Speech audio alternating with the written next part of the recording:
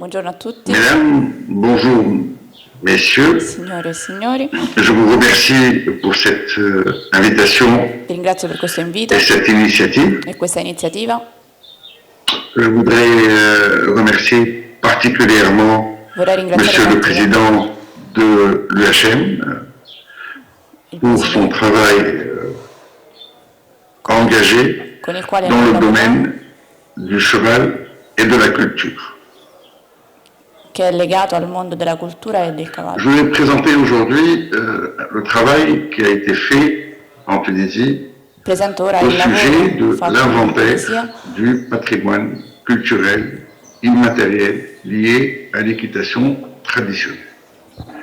C'est un travail qui a été mené par une équipe constituée de M. Mourad Sarli, président d'Atissimo Consulting, qui est donc le bureau d'études d'engineering culturel qui encadre ce projet, et un certain nombre de personnes engagées de la société civile. Cet inventaire, son titre, le premier slide, comporte deux mots clés.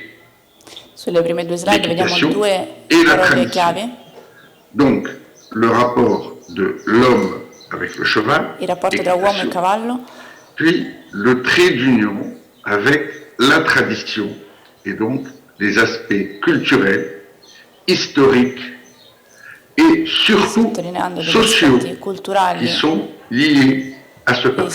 storici legati a questa tematica. Passons peut-être au deuxième slide qui serait les fondements de ce travail. Bien sûr, ça a été encadré de telle sorte que la dimension culturelle particulièrement identitaire, je dis bien particulièrement identitaire, et c'est très important ce terme parce qu'il va conditionner et organiser et orienter notre travail. L'équitation traditionnelle, la L'equitazione culture tradizionale, telle que vous le voyez définie par l'UNESCO, est donc un sens extrême de l'ensemble des données qui caractérisent un groupe. L'équitation traditionnelle en Tunisie, et particulièrement dans les zones qui ont été entendues dans le projet, c'est une forte imprégnation de cette culture dans ces zones rurales qui continuent à avoir une relation très importante avec l'identité elle-même. Et nous ressortons ici avec une conclusion fondamentale, c'est l'équitation traditionnelle nous a permis d'engager une réconciliation culturelle, historique et sociale avec les personnes qui ont été touchées par le projet. Je pense que s'il y a un axe important à retenir dans l'ensemble de ce projet, c'est cet aspect identitaire qui va se résumer sur une relation entre ce qu'on appelle, selon la définition de l'UNESCO, les personnes ressources, c'est-à-dire, de toutes les manières, je pense que cet inventaire est sorti d'un cadre fondamental.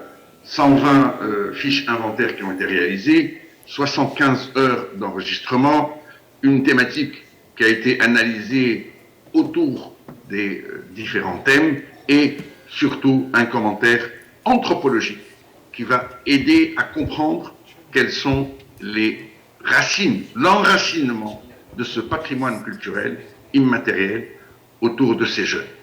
Évidemment, si je dois conclure ce travail, je vais dire l'équitation traditionnelle, équitation, relation homme, cheval, tradition sociale, c'est un ensemble d'éléments qui tournent autour d'un projet culturel qui est censé réinstaller les personnes touchées Ancora una? dans leur environnement, c'est-à-dire un enracinement nouveau dans cet ensemble culturel, historique et social. Aujourd'hui, nous espérons lancer des centres de formation essentiellement pour les jeunes filles dans le domaine de l'équitation traditionnelle, parce que cela permet d'enraciner les jeunes dans leur environnement, dans leur pays, dans leur zone, et cela permet une multiplication autour de l'ensemble de la Méditerranée pour retrouver ce socle culturel et historique qui nous unit depuis plus de 3000 ans. C'est ce pourquoi, je pense, l'UHM est en mesure d'être un porteur fédérateur de ce projet à long terme. Je vous remercie. Preghiamo la nostra regia di ringraziare il professore.